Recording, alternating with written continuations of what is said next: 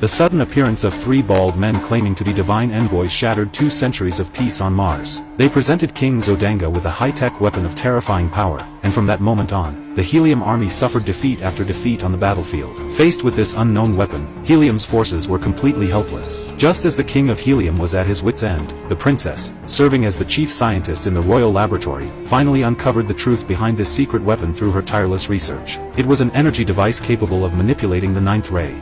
Discovered one. The ninth ray. Unlimited power. Sathan only uses it for slaughter. But think of what Helium might accomplish with such power.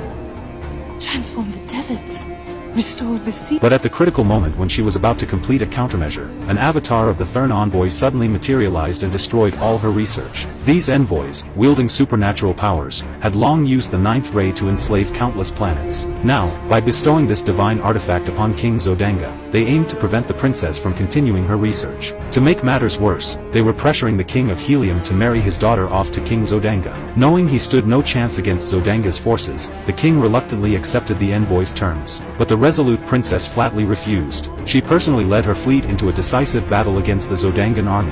What she never expected was that King Zodanga would unleash the ninth ray, instantly shooting down her entire fleet. On the ground below, the Thark warriors cheered wildly at the spectacle. With the overwhelming advantage of the ninth ray, King Zodanga quickly seized control of what remained of the princess's fleet. While King Zodanga was searching through the prisoners for the princess, she had already slipped aboard a neighboring warship, planning to make her escape. Unfortunately, the two vessels were too close together, and she accidentally triggered a violent collision. The massive impact hurled her through the window, and she found herself plummeting from a terrifying height. Carter, who had been closely monitoring the battle, suddenly realized this was a human woman. Without hesitation, he pushed off with his powerful legs, launching himself skyward like an arrow released from a bow. He caught the falling princess in midair and landed gracefully with her safely in his arms. Who is that? I'm Ben Virginia!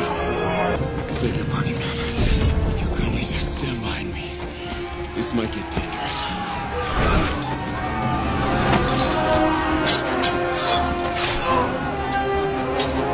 As it turned out, this woman was far more formidable than Carter himself. She could kill a warrior with a single stroke of her blade. But Carter's daring rescue had ignited the fury of the Zodangan army, and countless soldiers came surging toward them like a tidal wave. With no interest in prolonged combat, Carter leaped straight up toward the airborne warship. This incredible jump left the princess utterly speechless. Once aboard the enemy vessel, Carter cut through the opposition like a hot knife through butter. He easily overpowered the guards, seized control of the ship's heavy cannons, and turned them against the enemy fleet.